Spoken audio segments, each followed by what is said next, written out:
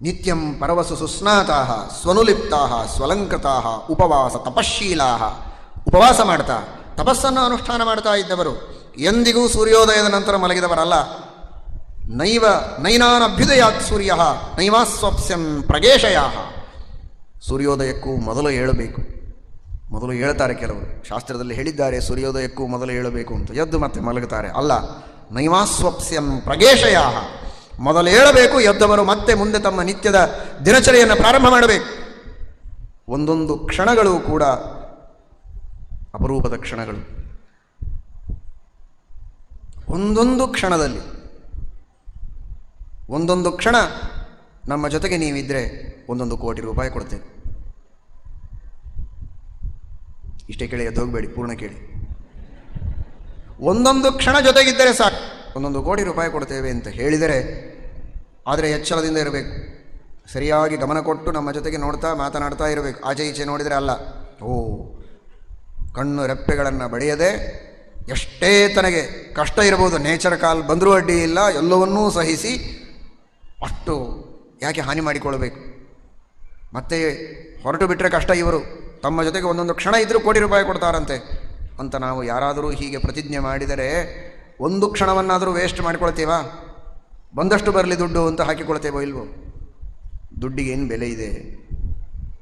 ಈ ಮಾನವ ಜನ್ಮದ ಒಂದೊಂದು ಕ್ಷಣದಲ್ಲಿ 1 ಕೋಟಿ ಪುಣ್ಯವನ್ನು ನಾವು ಪಡೆಯುವುದಕ್ಕೆ ಸಾಧ್ಯವಿದೆ. ಆ 1 ಕ್ಷಣಗಳನ್ನು ನಾವು ಹಾಳು ಮಾಡಿಕೊಳ್ಳಬಾರದು ಅನ್ನುವ ಎಚ್ಚರ ನಮಗಿರಬೇಕು. ಮಾನವ ಜನ್ಮ ಬಹಳ ದೊಡ್ಡದು, ಹಾನಿ ಮಾಡಿಕೊಳ್ಳಬೇಡಿ, ಹುಚ್ಚಪ್ಪಗಳಿರ ಅಂತ ದಾಸರು ಬೈತಾರೆ.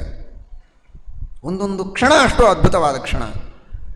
ದೇವರನ್ನು ಚಿಂತನೆ ಮಾಡುವುದಕ್ಕೆ, ಧರ್ಮಗಳ ಅನುಷ್ಠಾನ ಮಾಡುವುದಕ್ಕೆ, ಅನಂತ ಕಾಲದ ಸುಖವನ್ನು ಅನುಭವಿಸುವುದಕ್ಕೆ ಬೇಕಾದಂತಹ ಸಾಧನೆಯನ್ನು ಈ ತರಹದ ಸಾಧನ ಶರೀರದಲ್ಲೇ ಮಾಡಬಹುದೇ ಹೊರತು ಇನ್ಯಾವ ಶರೀರದಲ್ಲಿ ಮಾಡಲಿಕ್ಕಾಗೋದಿಲ್ಲ. ಇನ್ಯಾವ ಶರೀರ ಬರುತ್ತೋ ನಮಗೆ ಗೊತ್ತಿಲ್ಲ. ಇದೇ ಶರೀರದಲ್ಲಿ ಸಾಧನೆಯನ್ನು ಮಾಡಬೇಕು.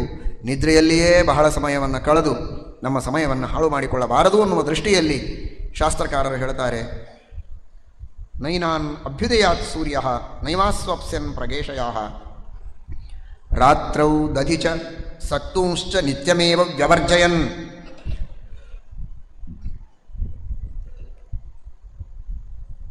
ಬೇರೆ ಬೇರೆ ವಿಷಯಗಳಿಗೆ ಸಂಬಂಧಪಟ್ಟಂತೆ 1 ಮಾತುಗಳನ್ನು ಲಕ್ಷ್ಮೀದೇವಿ ಹೇಳ್ತಾ ಇದ್ದಾಳೆ. ಅದು ಒಂದಕ್ಕೆ ಸುತ್ತ ಇನ್ನೂ ಧರ್ಮಶಾಸ್ತ್ರಗಳಲ್ಲಿ ಬಹಳಷ್ಟಿದೆ. ಅದು ಲಕ್ಷ್ಮೀನಾರಾಯಣರಿಗೆ ಸಮ್ಮತವಾದದ್ದೇ ಇದೆ. ಆದರೆ ಒಂದು ಫಾರ್ ಎಕ್ಸಾಂಪಲ್ ಅನ್ನುವ ರೀತಿಯಲ್ಲಿ ಒಂದೊಂದನ್ನು ಹೇಳ್ತಾ ಇದೆ. ಅದೇ ಬಹಳ ಇದೆ. ರಾತ್ರಿ ಮೊಸರು ತಿನ್ನಬಾರದಂತ ಲಕ್ಷ್ಮೀದೇವಿಗೆ ಕೋಪ.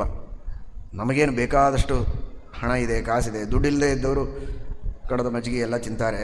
ನಾವು ಶ್ರೀಮಂತರು, ನಾವು ಕೆನೆ ಮೊಸರು ತಿನ್ನೋಣ ಅಂತ ದುಡ್ಡು ಇದ್ದರೆ ಮಧ್ಯಾಹ್ನ ತಿನ್ಲಿಕ್ಕೆ ಬೇಡ ಅಂದಿಲ್ಲ. ಈಗ ಮೊಸರು ತಿನ್ಬೋದು. ಈ ಹಿಂದೆ 1 ತಿಂಗಳು ಮೊಸರು ತಿನ್ನೋ ಹಾಗಿರಲಿಲ್ಲ. ದುಡ್ಡು ಇದ್ದರೂ ಮಜ್ಜಿಗೆನೇ ಕುಡಿಬೇಕು. ಆವಾಗ ದಧಿವ್ರತ ಇದ್ದಾಗ ಹಗಲು ರಾತ್ರಿ 2 ಹೊತ್ತು. ಇನ್ನು ಮತ್ತೆ ಶ್ರಾವಣ ಮಾಸ ಬರೋವರೆಗೆ ಅವಶ್ಯವಾಗಿ ಮೊಸರು ತಿನ್ನಬಹುದು. ಆದರೆ ಬೆಳಿಗ್ಗೆ ಮಾತ್ರ, ರಾತ್ರಿ ತಿನ್ನಬಾರದು. ರಾತ್ರಿ ಮೊಸರು ತಿಂದರೆ ಅನಾರೋಗ್ಯವೂ ಆಗ್ತದೆ, ಮಹಾಲಕ್ಷ್ಮೀ ದೇವಿಯ ಅವಕೃಪೆಯೂ ಆಗ್ತದೆ. ಎಚ್ಚರದಿಂದ ತಿಳಿಯಿರಿ ಅಂತ ಹೇಳ್ತಾಳೆ ಮಹಾಲಕ್ಷ್ಮಿ. ಬೆಳಿಗ್ಗೆ ಎದ್ದಾಕ್ಷಣ ನೋಡಿ, ಸಣ್ಣ ಸಣ್ಣ ಆಚಾರಗಳು, ಆದರೆ ಇವುಗಳನ್ನು ಮನಸ್ಸಿನಲ್ಲಿ ನಾವು ಇಟ್ಟುಕೊಂಡು ಪರಿಪಾಲನೆ ಮಾಡಿದರೆ ಜೀವನದಲ್ಲಿ ಆರೋಗ್ಯವಂತರಾಗಿ ಭಾಗ್ಯವಂತರಾಗಿ ನಾವು ಇರುವುದಕ್ಕೆ ಸಾಧ್ಯ ಇದೆ. ಏನೋ ಮೊಸರು ತಿಂದರೆ ರಾತ್ರಿ ಕಫ ಆಗ್ತದೆ ಬಿಡಿ, ಅದಕ್ಕಾಗಿ ತಿನ್ನಬಾರದು ಅಂತ ಇಷ್ಟೇ ಅಂದ್ಕೊಂಡ್ರೆ ಕಫ ಆಗೋದಿಲ್ಲ. ನಿಮಗೆ ಚೆನ್ನಾಗಿರ್ತೀರ, ಒಳ್ಳೆ ಆರೋಗ್ಯವಂತರಾಗಿರ್ತೀರಿ. ಆದರೆ ಇದು ಮಹಾಲಕ್ಷ್ಮಿಯ ಆಜ್ಞೆ, ವೇದವ್ಯಾಸದೇವರ ಆಜ್ಞೆ ಮಹಾಭಾರತದ ಮೂಲಕವಾಗಿ ಅನ್ನುವ ಅನುಸಂಧಾನದಿಂದ ನೀವೇನಾದರೂ ಮೊಸರು ತಿನ್ನೋದು ಬಿಟ್ಟರೆ ಪುಣ್ಯನೂ ಬರ್ತದೆ ನಿಮಗೆ. ಈ ಅನುಸಂಧಾನವೂ ಮನಸ್ಸಿನಲ್ಲಿರಲಿ. ಬೆಳಗ್ಗೆ ಎದ್ದಾಕ್ಷಣ ಮಂಗಲಮಯವಾದ ವಸ್ತುಗಳನ್ನು ನೋಡಿ. ಎದ್ದ ತಕ್ಷಣ ಪೇಪರ್ ಓದಬೇಡಿ. ಎದ್ದ ತಕ್ಷಣ ಹೇಳಿಟ್ಟಿರೋದು ಕೆಲಸದವರಿಗೆ, ಸೇವಕರಿಗೆ ಅಥವಾ ಹೆಂಡತಿಗೆ, ಎದ್ದ ತಕ್ಷಣ ಕೈಯಲ್ಲಿ ಕಾಫಿ ಇರಬೇಕು. ಆಮೇಲೆ ಮುಂದೆ ಅದನ್ನೇ ನೋಡೋದು ಅಲ್ಲ. ಬೆಳಗ್ಗೆ ಎದ್ದಾಕ್ಷಣ ಮಂಗಲಮಯವಾದ ವಸ್ತುವನ್ನು ನೋಡಿ, ಉತ್ತಮ ಜ್ಞಾನಿಗಳ ದರ್ಶನ ಮಾಡಿ, ಭಗವಂತನ ದರ್ಶನವನ್ನು ಮಾಡಿ, ಗೋವುಗಳ ದರ್ಶನ ಮಾಡಿ, ಸುಮಂಗಲಿಯರ ಅರ್ಥಾತ್ ತನ್ನ ಹೆಂಡತಿ. ಬೇರೆ ಮನೆಗಳೆಲ್ಲ ಹೋಗಿ ನೋಡ್ತಾ ಕೂಡೋದು, ಅದೊಂದು ಕಾರ್ಯಕ್ರಮ ಇಟ್ಟುಕೊಳ್ಳಬಾರದು. ಸುಮಂಗಲಿಯ ದರ್ಶನವನ್ನು ಮಾಡಿ, ತುಪ್ಪದಲ್ಲಿ ಮುಖವನ್ನು ನೋಡಿ, ಘಮ ಘಮ ಘಮ ಕಾಯಿಸಿದ ತುಪ್ಪ, ಮೊಸರು ಕಡೆದು ಬೆಣ್ಣೆ ತೆಗೆದು ಬೆಣ್ಣೆ ಕಾಯಿಸಿದ ತುಪ್ಪದಲ್ಲಿ ಮುಖವನ್ನು ನೋಡಬೇಕು. ಆ ಮೊಸರು ಕಡಿಯುವ ಶಬ್ದದಿಂದಲೇ ಎಚ್ಚರ ಆಗಬೇಕು. ಅಂದರೆ ಇವನಿಗಿಂತಲೂ ಮೊದಲು ಹೆಂಡತಿ ಎದ್ದಿರಬೇಕು, ಎದ್ದು ಮೊಸರು ಕಡಿಯಬೇಕು. ದಧ್ನೋ ಮಥನ ಶಬ್ದಶ್ಚ ಭೀಷಕತ್ವಂ ಹರೇ ಹೇ ಬ್ರೂಯಾತ್ ಅಂತರ್ನಾದೋ ಹಿ ಭೀಷಣೆ. ಕರ್ಮನಿರ್ಣಯದಲ್ಲಿ ಹೇಳ್ತಾರೆ, ಮೊಸರು ಕಡಿಯುವಾಗ ಏನು ಶಬ್ದ ಬರುತ್ತೆ ಆ ಶಬ್ದ ಇದು ಪರಮಾತ್ಮನ ಭೀಷಕತ್ವವನ್ನು ಹೇಳುತ್ತದೆ. ನೀನೇನಾದರೂ ಸರಿಯಾಗಿ ಧರ್ಮದ ಹೇಳ್ತಾ ಇದ್ದಿ, ಈಗ ಇನ್ನು ಮೇಲೆ ಸರಿಯಾಗಿ ಶಾಸ್ತ್ರದಲ್ಲಿ ಹೇಳಿದ ರೀತಿಯಲ್ಲಿ ಧರ್ಮದಿಂದ ಜೀವನವನ್ನು ನಡೆಸಿದಿ, ಚೆನ್ನಾಗಿರ್ತದೆ. ಇಲ್ಲದೇ ಇದ್ದರೆ ದೇವರು ಘೋರವಾದ ಶಿಕ್ಷೆಯನ್ನು ನಿನಗೆ ಕೊಡ್ತಾನೆ ಅಂತನ್ನುವ ಸೂಚನೆಯನ್ನು ಕಡುಗೋಲಿನಿಂದ ಮೊಸರು ಕಡಿಯುವಾಗ ಬರುವ ಶಬ್ದ ನಮಗೆ ಹೇಳುತ್ತದೆ ಅಂತ ಕರ್ಮನಿರ್ಣಯದಲ್ಲಿ ಶ್ರೀಮದಾಚಾರ್ಯರು ಹೇಳ್ತಾರೆ. ಆ ಅನುಸಂಧಾನ ಬೇಕು. ಆ ಹೆದರಿಕೆ ಬರೋದೇ ಬೇಡ ಅಂತ ಕಡಿಯೋದೇ ಬಿಟ್ಬಿಟ್ಟಿದ್ದಾರೆ ಇವತ್ತೆಲ್ಲ. ಈ ಶಬ್ದದಿಂದ ನೀನು ನನಗೆ ಹೆದರಿಸ್ತೀಯ ಮಹಾರಾಯ, ಕಡಗೋಲ್ ನೀನೇ ಇಟ್ಕೋ ಅಂತ ಕೃಷ್ಣನ ಕೈಯಲ್ಲೇ ಕಡಗೋಲ್ ಕೊಟ್ಟು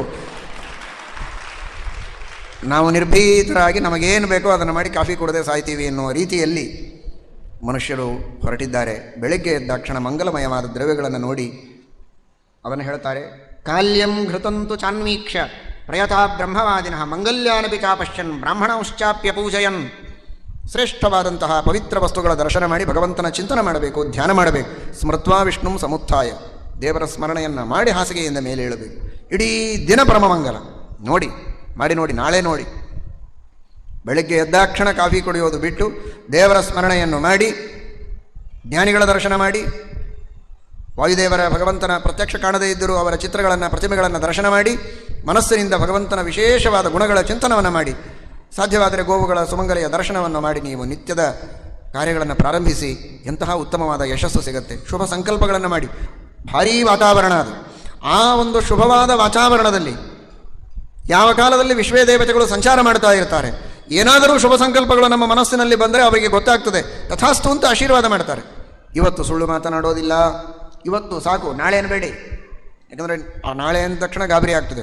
ದಿವಸನೂ ಸತ್ಯ ಮಾತಾಡಲಿಕ್ಕೆ ಆಗ್ತದೋ ಬಿಡ್ತದೋ, ಬೇಡ ಬೇಡ, ಇವತ್ತು ಸತ್ಯ ಮಾತನಾಡ್ತೇನೆ, ಇವತ್ತು ಯಾರಿಗೂ ಬೈಯೋದಿಲ್ಲ, ಇವತ್ತು ಯಾರು ಬೈದರೂ ಸಿಟ್ಟಾಗೋದಿಲ್ಲ. ಹೆಂಡತಿಯಾಗಿದ್ದರೆ ಇವತ್ತು ಗಂಡನನ್ನು ಅತ್ಯಂತ ಪ್ರೀತಿಯಿಂದ ಕಾಣ್ತೇನೆ, ಇವತ್ತು ಸಾಕು, ಜಗಳ ಆಡೋದಿಲ್ಲ, ಏನೇ ಅಂದರೂ ಸಹನೆ ಮಾಡ್ತೇನೆ. ಹೆಂಡತಿ ಏನೇ ಅಂದರೂ ಕೂಡ ನಾನು ಅತ್ಯಂತ ಪ್ರೀತಿಯಿಂದ ಅದನ್ನು ಸ್ವೀಕರಿಸಿ ಅದರಲ್ಲಿರುವ ತಥ್ಯಾಂಶವನ್ನು ಮಾತ್ರ ಗ್ರಹಿಸಿ ಅದಕ್ಕೆ ಪ್ರತಿಸ್ಪಂದಿಸ್ತೇನೆ. ಆದರೆ ಸಿಟ್ಟಾಗುವುದಿಲ್ಲ, ಅನ್ಯೋನ್ಯವಾಗಿ ಬಾಳುತ್ತೇವೆ. ಇವತ್ತು ಶಾಸ್ತ್ರದ ಶ್ರವಣವನ್ನು ಮಾಡ್ತೇನೆ. ಎಲ್ಲಿಯಾದರೂ ವಿದ್ವಾಂಸರು ಜ್ಞಾನಿಗಳು ಪಠಪ್ರವಚನವನ್ನು ಮಾಡ್ತಾ ಇದ್ದರೆ ಹೋಗಿ 4 ಅಕ್ಷರಗಳನ್ನು ಕೇಳುತ್ತೇನೆ. ಸಂಕಲ್ಪ ಮಾಡಿ, 100 ಸಂಕಲ್ಪ ಮಾಡಿ ಬರೆದಿಟ್ಕೊಳ್ಬೇಕಾದ್ರೆ ನೆನಪಿಲ್ಲದೆ ಇದ್ದರೆ ಅದರಲ್ಲಿ 10 ದೇವರು ಪೂರ್ಣ ಮಾಡ್ತಾನೆ. ನಿಮ್ಮ ಭಕ್ತಿ ಬೆಳೀತಾ ಹೋದರೆ 100ಕ್ಕೆ 100ರಷ್ಟು ಭಗವಂತ ಪೂರ್ಣ ಮಾಡ್ತಾನೆ.